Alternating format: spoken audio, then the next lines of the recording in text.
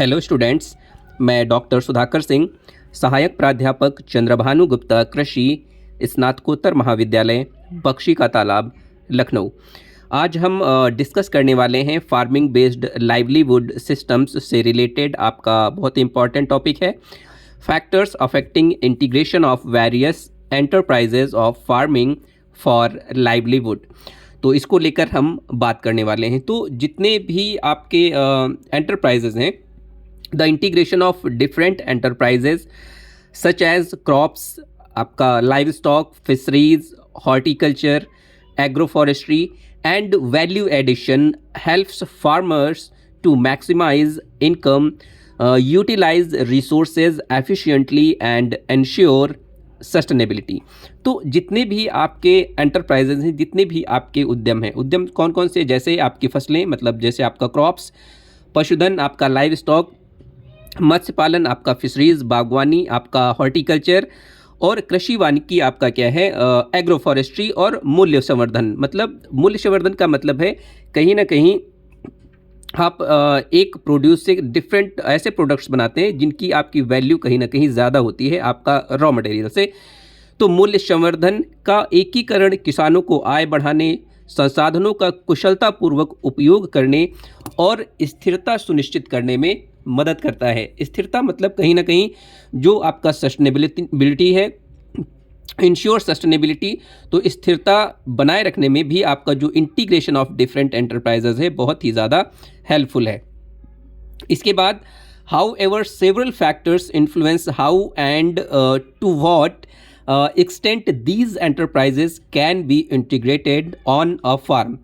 तो हालांकि कई कारक इस बात को प्रभावित करने का काम करते हैं। किस बात को प्रभावित करने का काम करते हैं? Integration of various enterprises. जो भी आपके विभिन्न उद्यम हैं उनको इंटीग्रेट करने में बहुत सारे ऐसे फैक्टर्स हैं जो इसको प्रभावित करने का काम करते हैं। What extent these enterprises can be integrated on a farm. तो कि इन उद्यमों को खेत में कैसे और किस हद तक एकीकृत किया जा सकता है, तो इसको प्रभावित करने वाले आपके बहुत सारे फैक्टर्स हैं। जैसे आपका सबसे पहला फैक्टर है एग्रो क्लाइमेटिक फैक्टर्स। तो कृषि जलवायु कारक। कृषि जलवायु कारक आपके क्या होते हैं?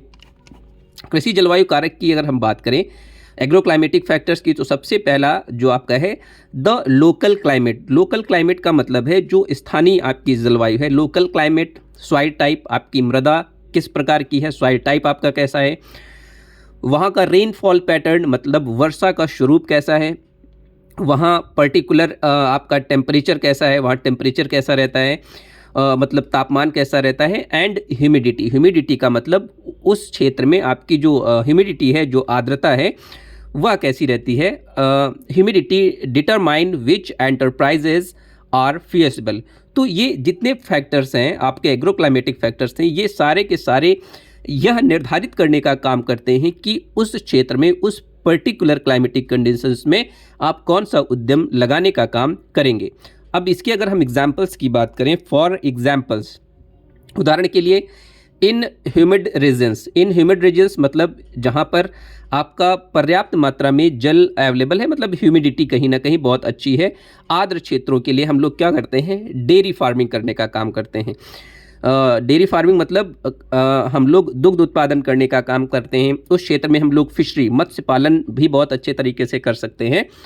एंड फॉडर क्रॉप्स, और जो आपकी चारे वाली फसलें हैं उनको भी हम बहुत अच्छे से लगा सकते हैं।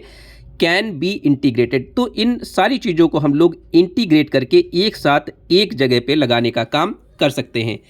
इन ड्राई एरियाज, अगर हम ड्राई एरियाज की बात करें तो ड्राई एरियाज मतलब जो आपके शुष्क क्षेत्र होते हैं। शुष्क क्षेत्र में आप क्या कर सकते हैं? जैसे आपका गोटरी है, गोटरी का मतलब आप बकरी पालन कर सकते हैं। शीप रियरिंग, शीप का मतलब आप भेड़ रख सकते हैं। And drought resistant crops are suitable, और जो सूखा प्रतिरोधी फसलें होती हैं उनको ग्रो करने का भी काम कर सकते हैं। तो ये चीज़ें आप शुष्क क्षेत्रों में इंटीग्रेट कर सकते हैं। Soil fertility also decide what crop and trees can grow successfully and which live stock can be supported. तो जो आपकी सॉइल फर्टिलिटी होती है, मिट्टी की उर्वरता होती है, यह भी तय करती है कि कौन सी फसलें और पेड़ सावधानी पूर्वक उगाए जा सकते हैं और कौन से पशुधन का भरण पोषण आप इसके थ्रू करने का काम कर सकते हैं।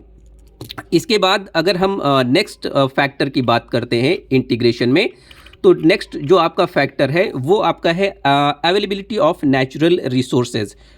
तो अवेलेबिलिटी ऑफ नेचुरल रिसोर्सेज की अगर हम बात करें, जो भी आपके प्राकृतिक संसाधन है, प्राकृतिक संसाधनों की जो उपलब्धता कैसी है, इसी बिहाफ पे हम लोग डिफरेंट इंटरप्राइजेस को इंटीग्रेट करने का काम करते हैं। जैसे सबसे नंबर 1 अगर हम बात करें, integration depends on the availability of land, water, vegetation, feed, fodder and energy resources.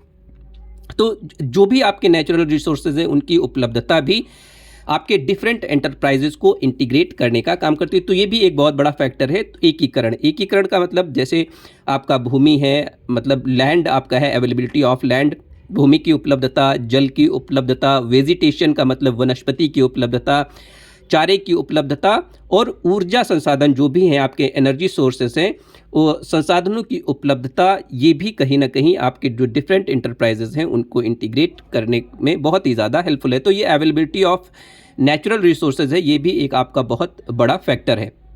Next है water availability influences inclusion of water availability influences inclusion of enterprises like fish farming और हॉर्टिकल्चर। तो जल की उपलब्धता जो है आपका मछली पालन या बागवानी जैसे उद्यमों के समावेशन को प्रभावित करने का काम करता है, इंटीग्रेट करने को प्रभावित करने का काम करता है। इसके बाद नंबर 3 जो आपका है, land size and quality affect whether intensive system का मतलब पोल्ट्री, मशरूम, और एक्सटेंसिव सिस्टम्स का मतलब है फॉरेस्ट्री और ग्रेजिंग आर पॉसिबल। तो जो आपका लैंड का साइज़ है, लैंड होल्डिंग जो आपका है, मतलब जो आपका भूमि का आकार है, भूमि का आकार और जो उसकी गुणवत्ता है, गुणवत्ता का मतलब जो उसकी क्वालिटी है, इस बात को प्रभावित करती है कि आप इंटेंसिव फार्मिंग करेंगे या एक्सटेंसिव फार्मिंग करेंगे। अब इंटेंसिव फार्मिंग में जैसे आपका मुर्गी पालन है, आपका मशरूम कल्टीवेशन है, या आप संभव हो सकता है जो भी आपका इंटेंसिव फार्मिंग है, मतलब जो भी आपका गहन प्रणाली है, जो भी सिस्टम है, उसमें आप मुर्गी पालन और मशरूम कल्टीवेशन करने का काम कर सकते हैं। अगर एक्सटेंसिवली आपको करना है तो आप अगर लैंड आपके पास होल्डिंग अच्छी है तो उसमें आप फॉरेस्ट्री या ग्रेजिंग लैंड बनाने का काम आप उसमें कर सकते हैं। इसके बाद नंबर 4 आपका आता है, proper resources assessment ensures efficient utilisation and minimises competition among enterprises. तो जो भी आपके रिसोर्सेज हैं उनका उनका कहीं ना कहीं मूल्यांकन की बात आती है। उचित संसाधन मूल्यांकन कुशल उपयोग सुनिश्चित करने में बहुत ही ज़्यादा आपका मदद करता है, बहुत ही ज़्यादा हेल्पफुल है, और उद्यमों के बीच प्रतिस्पर्धा को कम करने का काम करता है, जो कंपटीशन होता है उसको कम करने का काम करता है। इसके बाद नेक्स्ट जो आपका फैक्टर है, इंटीग्रेशन ऑफ वेरियस एंटरप्राइजेस को जो प्रभावित करने का काम करता है, वो है आपका farm size and land holding patterns. तो land size, farm size and land holding की अगर हम बात करते हैं तो इसमें आपका क्या है, मतलब खेत का आकार और जो भूमि स्वामित्व पैटर्न की यहाँ पर बात आती है। तो इसमें हम लोग क्या करते हैं, जैसे इसमें अगर हम बात करें तो large farms have more flexibility to integrate multiple enterprises.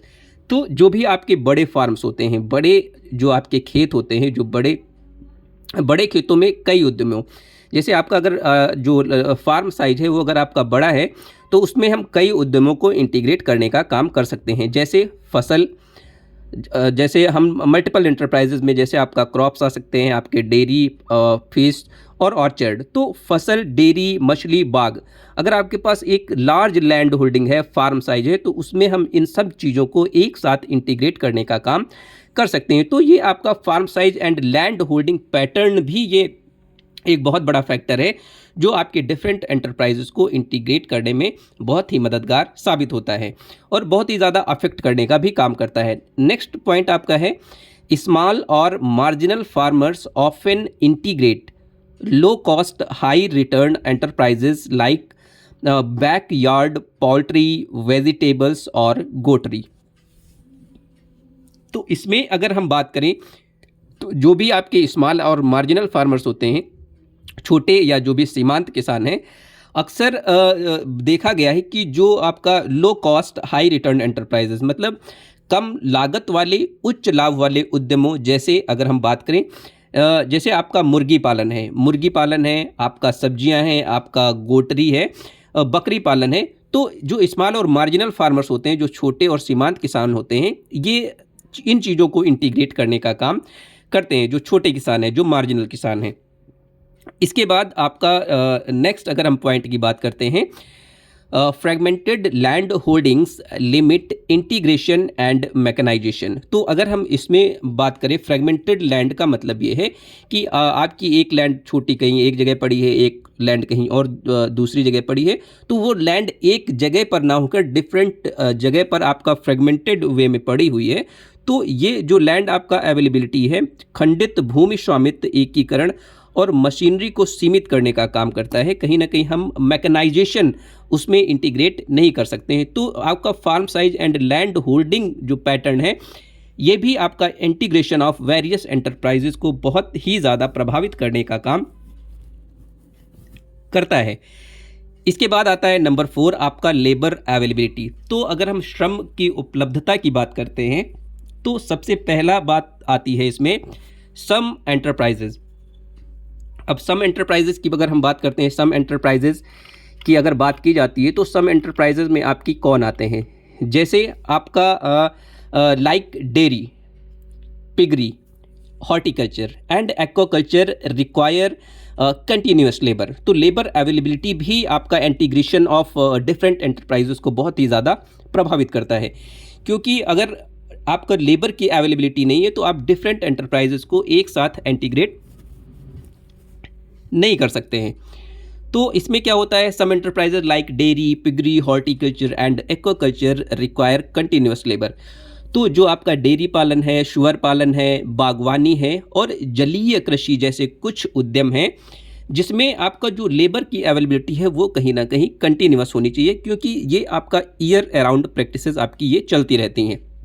इसके बाद नेक्स्ट आपका है अवेलेबिलिटी ऑफ फैमिली और hired labour determines which enterprises can be managed. तो अगर हम बात करें जो आपका पारिवारिक जो लेबर है या जो आप बाहर से लेबर लाते हैं, उनकी उपलब्धता यह निर्धारित करने का काम करती है कि कौन से उद्यमों का प्रबंधन किया जा सकता है, किस उद्यम का प्रबंधन आप अच्छे से कर सकते हैं। ये डिपेंड करता है आपके पास कितने फैमिली के लेबर अवेलेबल है और कितने आप लेबर बाहर से लेके आते हैं। तो ये कहीं ना कहीं आप किस एंटरप्राइज को कैसे प्रबंधन करने का काम करते हैं, तो ये भी कहीं ना कहीं बहुत ज़्यादा अफेक्ट करता है आपका। इसके बाद नेक्स्ट आपका नंबर 3 है labour scarcity due to migration और off farm employment can restrict integrated farming adoption.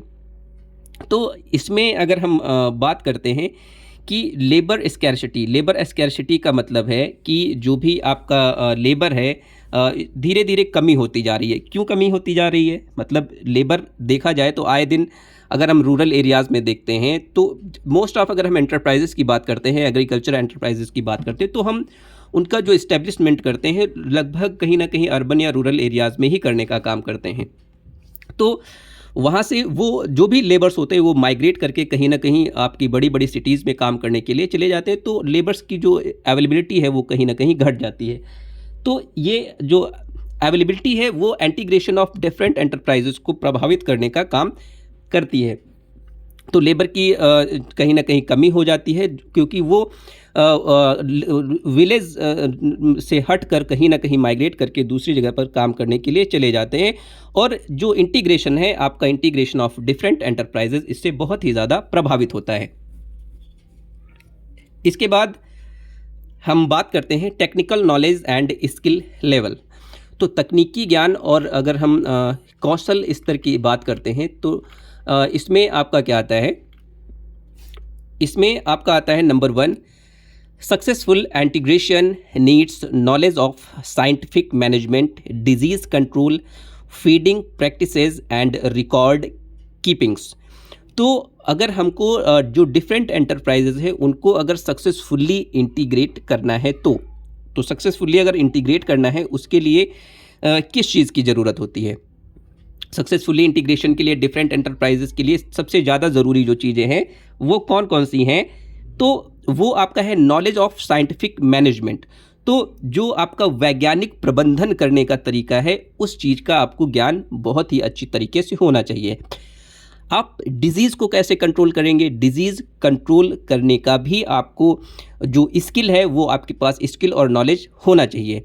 आहार पद्धतियाँ, मतलब जो भी आपका फीडिंग प्रैक्टिस है, आप जो भी जैसे आप डेयरी करते हैं तो डेयरी में आपको कैसे फीड करना है, पोल्ट्री प्रोडक्शन करते हैं तो आपको उसमें कितना और कैसे फीड करना है, ऑन बॉडी वेट किस बिहाफ पे आप उसको फीड करेंगे, और जैसे आप गोट का रियरिंग कर रहे हैं तो उनको आपको कैसे फीड करना है। तो इसके लिए कहीं ना कहीं आपको बहुत अच्छा नॉलेज, टेक्निकल नॉलेज और स्किल आपके पास होना बहुत ज़रूरी है।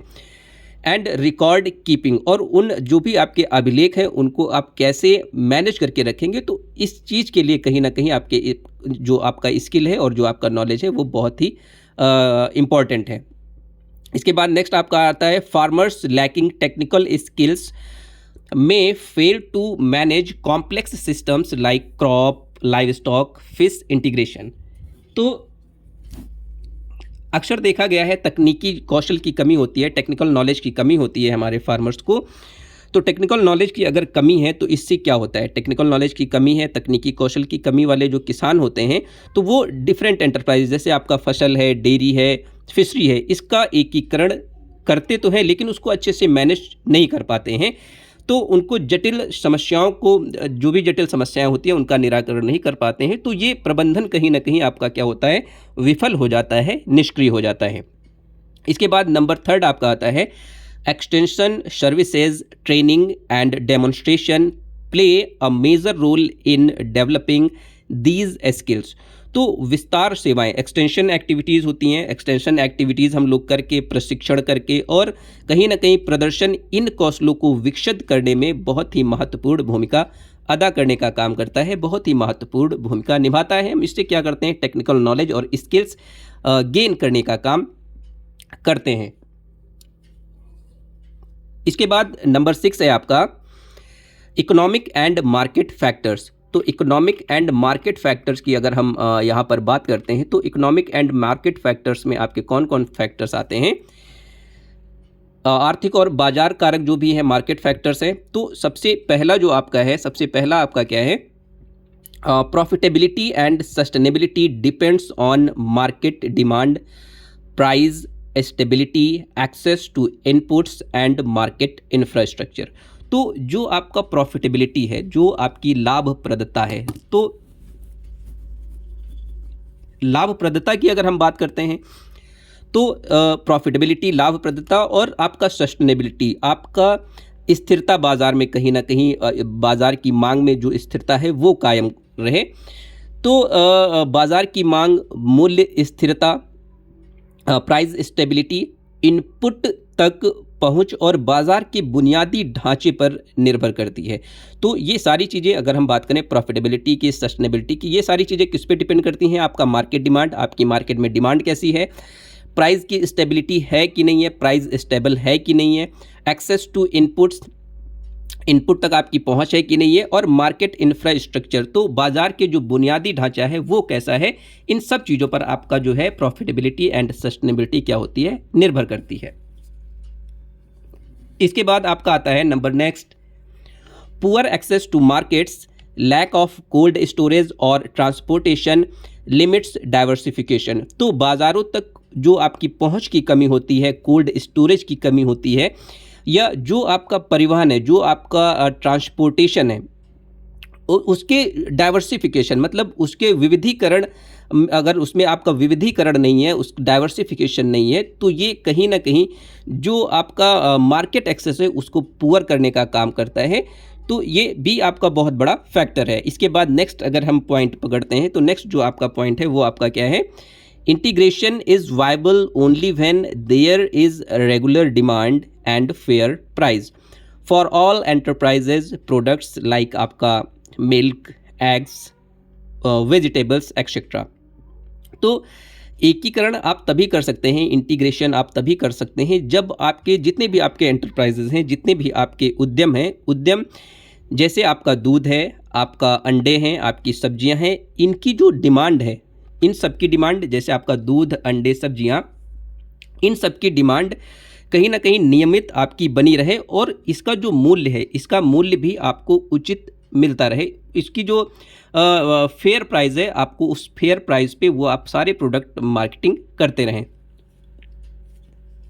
इसके बाद आपका नेक्स्ट आता है number 7, institutional and policy support. तो इंस्टीट्यूशनल एंड पॉलिसी सपोर्ट की अगर हम लोग बात करते हैं तो इसमें आपका क्या आता है, संस्थागत और नीतिगत समर्थन की अगर हम बात करते हैं तो इसमें आपका क्या आता है, गवर्नमेंट स्कीम्स, कोऑपरेटिव्स, एनजीओज मतलब नॉन गवर्नमेंट ऑर्गेनाइजेशंस जो भी हैं, and banks play an important role by providing, क्या प्रोवाइडिंग, आपका credit facilities, subsidies on inputs और infrastructure, crop livestock insurance, technical support.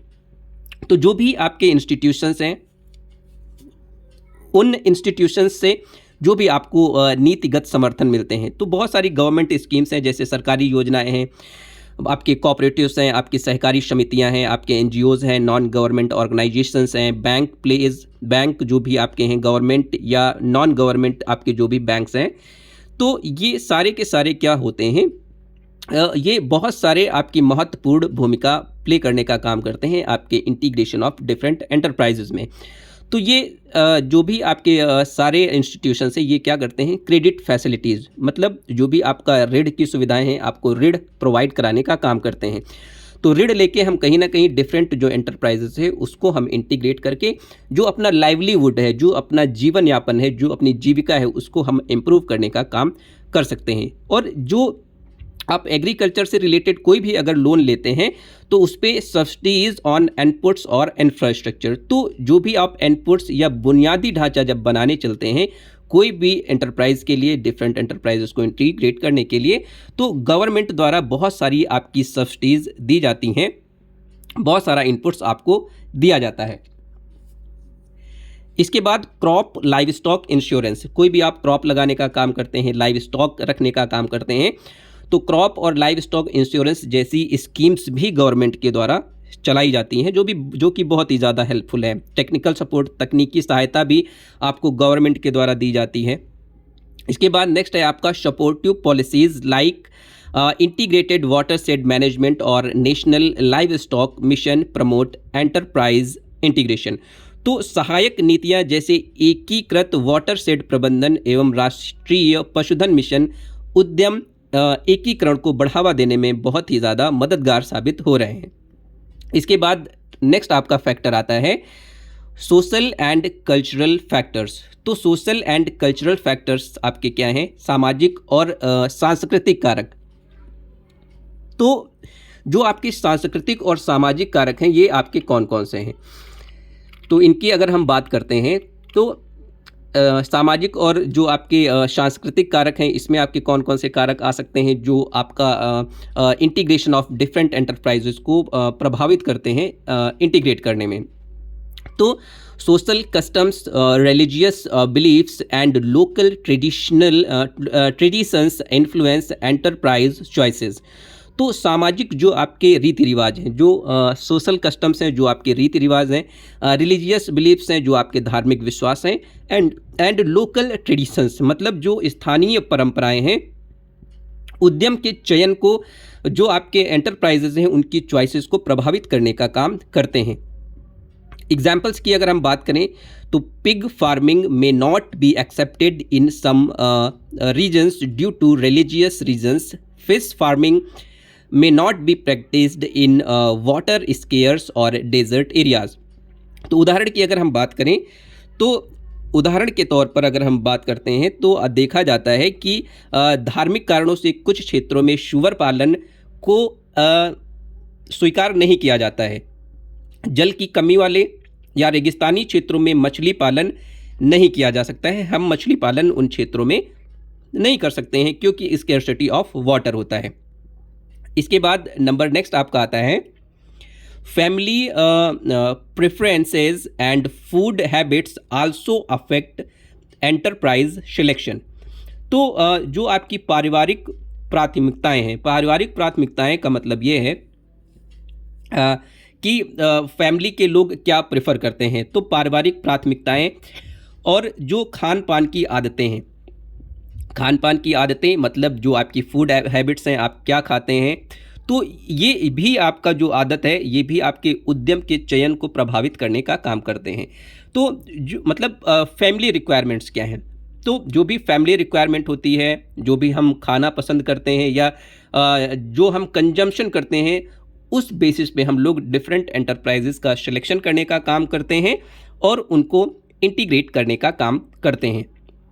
तो सोशल एंड जो कल्चरल फैक्टर्स हैं, ये भी आपका जो है जो भी इंटीग्रेशन है आपका डिफरेंट एंटरप्राइजेस का, वेरियस एंटरप्राइजेस का ऑफ फार्मिंग फॉर लाइवलीहुड, तो जीवन यापन के लिए जो भी हम इंटरप्राइजेस का इंटीग्रेशन करना चाहते हैं, तो इसमें आपका सोशल एंड कल्चरल फैक्टर्स भी इसको बहुत ही ज़्यादा प्रभावित करने का काम करते हैं। इसके बाद नेक्स्ट जो आपका फैक्टर है इंटीग्रेशन को प्रभावित करता है, वो है आपका एनवायरमेंटल एंड इकोलॉजिकल कंसीडरेशन।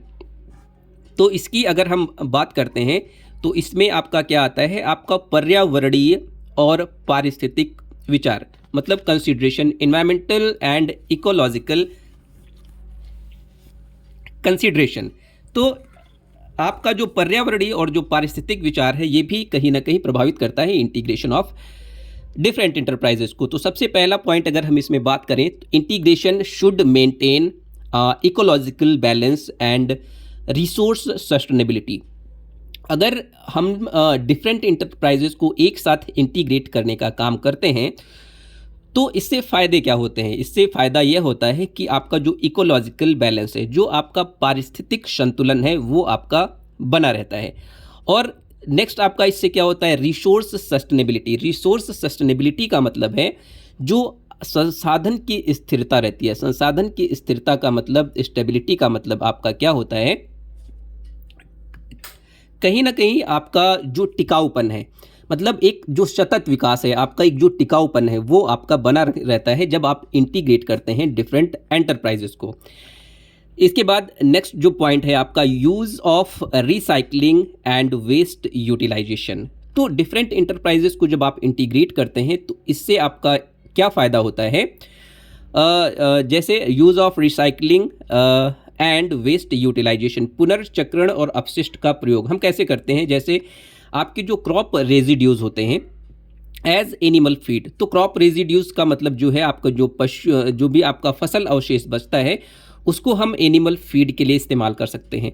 और जो एनिमल वेस्ट निकलते हैं, जैसे आपका गोबर है, उसको एनिमल, जो भी आपका एनिमल मैन्योर होता है, उसको हम एज अ फर्टिलाइज़र और बायोगैस इनपुट के रूप में उसका इस्तेमाल हम लोग करने का काम करते हैं। तो ये रिसाइकलिंग एंड वेस्ट यूटिलाइजेशन बहुत अच्छे तरीके से हो जाता है। इससे आपका क्या होता है, ये क्या करता है, रिड्यूसेस वेस्ट एंड पॉल्यूशन। तो जो भी आपका अपशिष्ट है और जो प्रदूषण आपका होने वाला होता है उसको भी ये बहुत कम करने में आपका मददगार है, बहुत कम करने में आपका हेल्पफुल है। Integration should enhance biodiversity, soil health and environmental safety. तो जो आप इंटीग्रेट करने का काम करते हैं डिफरेंट एंटरप्राइजेज, ये क्या करता है, ये आपका बायोडाइवर्सिटी बनाए रखने का काम करता है, इसको जैव विविधता बढ़ाने का काम करता है, और क्या करता है, मृदा की जो हेल्थ है उसको अच्छा करने का काम करता है, और जो आपका इन्वायरमेंटल सेफ्टी है, पर्यावरण को भी ये सुरक्षित रखने में बहुत ही ज़्यादा मददगार है, बहुत ही ज़्यादा हेल्पफुल है।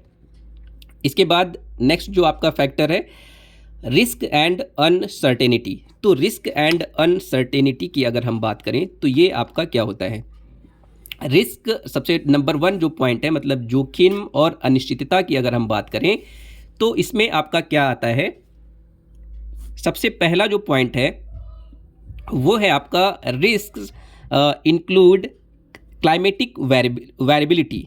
तो रिस्क इंक्लूड क्लाइमेटिक वेरिएबिलिटी में आपका क्या आता है, जैसे आपका ड्रॉट है, फ्लड है, paste disease outbreaks and market price fluctuations.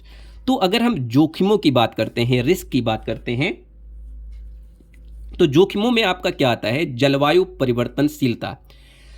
तो जलवायु परिवर्तनशीलता क्या होता है, जैसे आपका आप देख रहे हैं आपका बारिश हो रहा है, आपका बहुत अच्छा मौसम है और एक टाइम पीरियड के बाद आप देखते हैं बहुत तेज़ी से सूखा पड़ने लगता है, ड्रॉट जैसी कंडीशंस आ जाती हैं।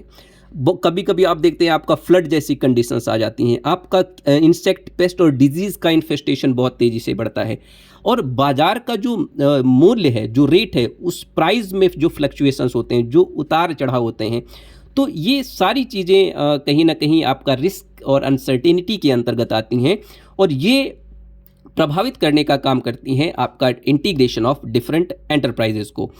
इसके बाद आपका जो नेक्स्ट है, farmers integrate multiple enterprises to spread risk, if one fails others may provide income.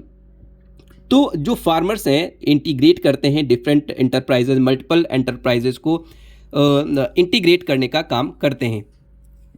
तो वो इंटीग्रेट करने का काम क्यों करते हैं, वो इसलिए करते हैं किसान जोखिम को कम करने के लिए, मतलब जोखिम कम हो। आप डिफरेंट एंटरप्राइजेस को जब इंटीग्रेट करते हैं, इससे जो जोखिम होते हैं किसान को वो बहुत कम होते हैं। वो कैसे होते हैं, वो क्या सोच के इंटीग्रेट करता है कि यदि एक जो एंटरप्राइज है वो अगर विफल हो जाती है तो जो फार्मर है उसको अन्य एंटरप्राइज से कहीं ना कहीं ईयर अराउंड इनकम बनी रहती है। तो उसकी जो डिपेंडेंसी है एक पर्टिकुलर एंटरप्राइज पे, वो कहीं ना कहीं इससे क्या होती है, समाप्त होती है। इसके बाद आपका आता है next number third, insurance and risk management practices can encourage integrated approaches.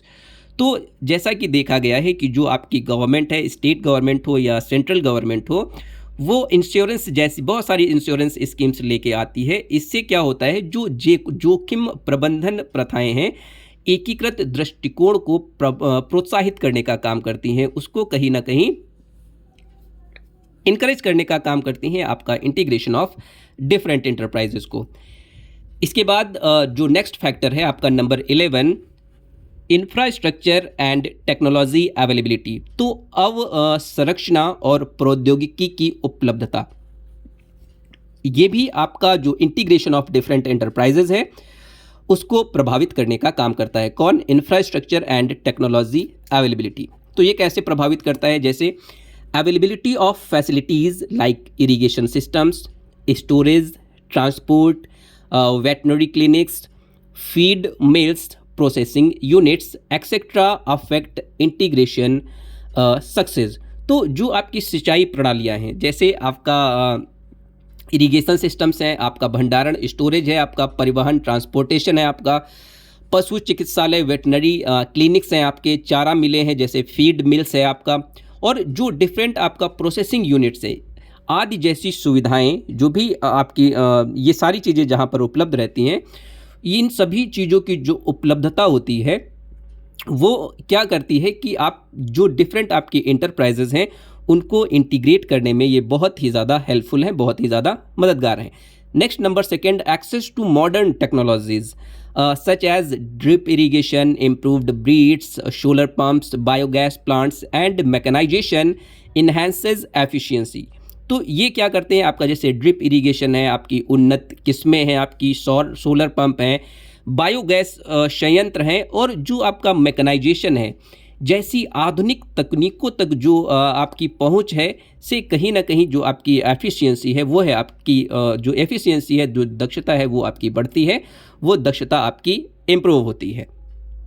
तो ये आपके कई सारे फैक्टर्स हैं जो आपका integration of different enterprises for livelihood को प्रभावित करने का काम करते हैं। इसके बाद आपका नेक्स्ट आता है number 12, farmers objective and attitude. तो ये क्या करता है, किसान का उद्देश्य और दृष्टिकोण क्या है, किसान का क्या उद्देश्य और क्या दृष्टिकोण है, ये जो फैक्टर है ये भी प्रभावित करता है आपका इंटीग्रेशन ऑफ डिफरेंट एंटरप्राइजेस। तो नंबर 1 है आपका फार्मर्स गोल्स। तो किसान का लक्ष्य क्या है, तो फार्मर्स का लक्ष्य क्या है, किसान का गोल क्या है, जैसे such as maximising profit, ensuring food security और minimising risk, decide what combination of enterprises they adopt.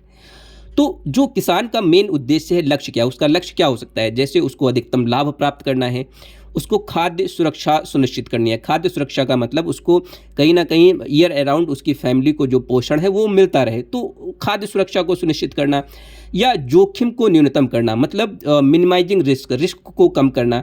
यह तय करते हैं कि वे किस प्रकार के उद्यमों का इंटीग्रेशन करना चाहते हैं। तो फार्मर्स का गोल क्या है, ये बहुत ही ज़्यादा डिपेंड करता है कि आपको किस टाइप की जो एंटरप्राइजेज हैं उनको आप इंटीग्रेट करने का काम करते हैं। नंबर सेकेंड आपका है progressive and innovative farmers are more likely to experiment with integrated systems। तो जो आपके प्रोग्रेसिव फार्मर्स हैं, जो आपके प्रगतिशील फार्मर हैं, और जो आपके इनोवेटिव फार्मर्स हैं, जो आपके नवोन्मेषी किसान हैं, वो क्या करते हैं? Farmers are more likely to experiment with integrated systems. वो क्या करते हैं? एकीकृत प्रणालियों के साथ प्रयोग करने की अधिक संभावना रखते हैं। तो जो प्रोग्रेसिव फार्मर हैं, जो बहुत अच्छे फार्मर हैं, जो चाहते हैं कि हम इंटीग्रेट करके डिफरेंट इंटरप्राइजेस को कुछ इनोवेटिव चीज़ें कर सकें, तो इस पर्पज़ के, इस उद्देश्य से जो काम करेगा, तो वो डिफरेंट इंटरप्राइजेस को बहुत तेज़ी से इंटीग्रेट करने का काम करता है। इसके बाद आपका नेक्स्ट आता है नंबर 13 फैक्टर, जो आपका है access to extension and advisory services. तो विस्तार और परामर्श सेवाओं तक पहुंच, ये भी फैक्टर आपका इंटीग्रेशन ऑफ डिफरेंट एंटरप्राइजेज को बहुत ही ज़्यादा प्रभावित करने का काम करता है। तो जो सबसे पहला है इसमें, agricultural extension services provide information और improved practices, market trends and government schemes. तो जो एक्सटेंशन सेवाएं हैं, जो आपकी कृषि विस्तार सेवाएं हैं, वो क्या करती हैं?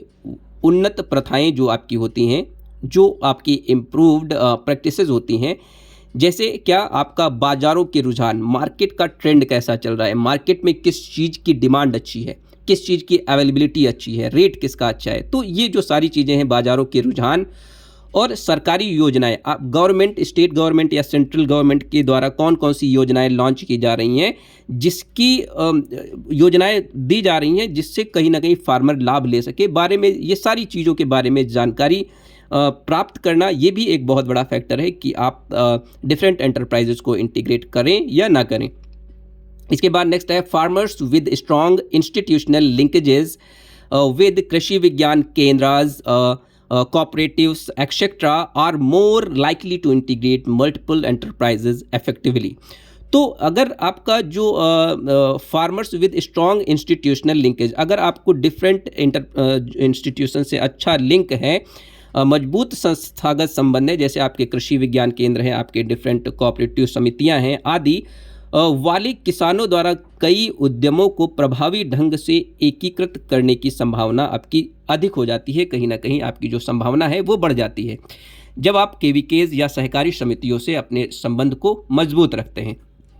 इसके बाद जो नेक्स्ट आपका फैक्टर है availability of capital and credit, पूंजी और ऋण की उपलब्धता। तो पूंजी और ऋण की उपलब्धता भी आपका इंटीग्रेशन ऑफ डिफरेंट एंटरप्राइजेस को प्रभावित करता है। सबसे पहला आपका क्या है?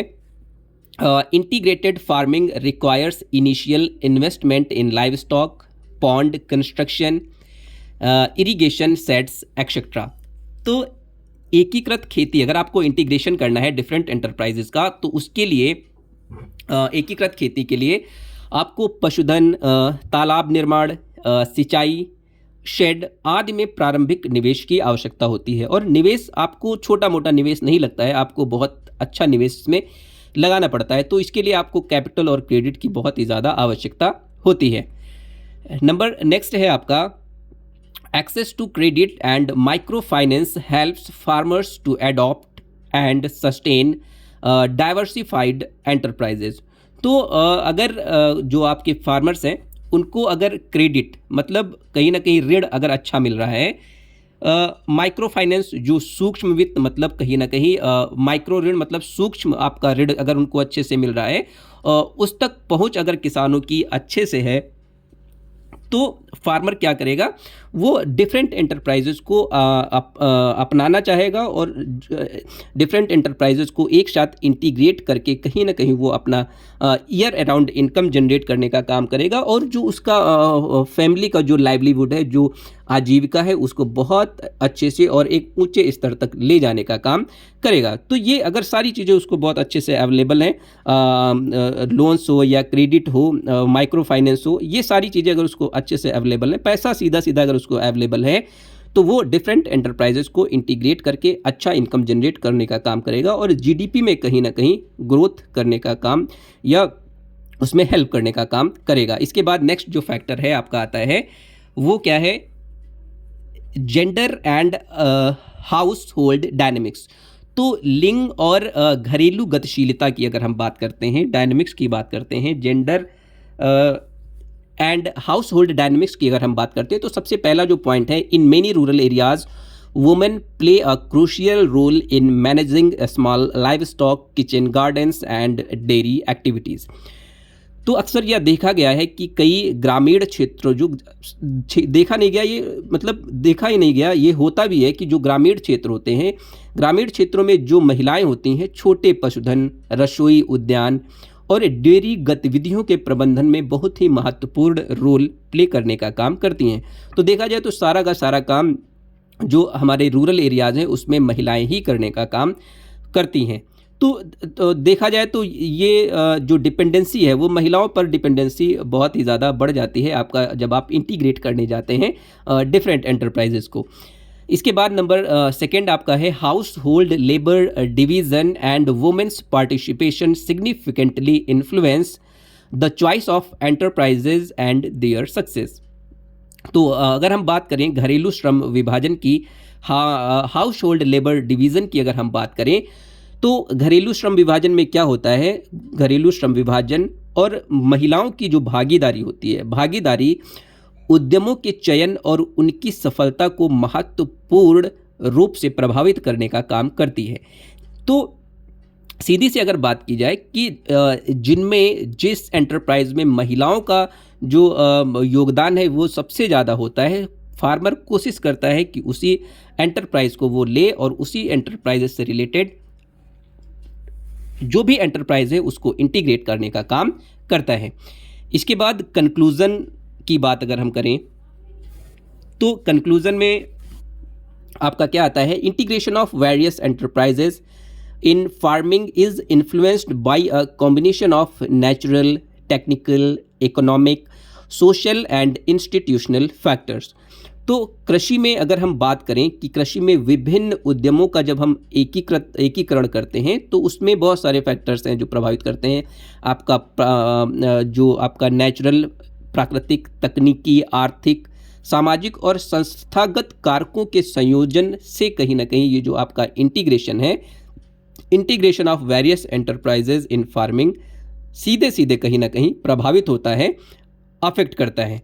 A balanced approach that considers all these aspects helps in creating sustainable, profitable, and resilient livelihood systems for farmers. तो इन सभी पहलुओं पर विचार करने वाला एक संतुलित जो दृष्टिकोण होता है, all these aspects helps in creating, तो जो दृष्टिकोण होता है वो क्या करता है?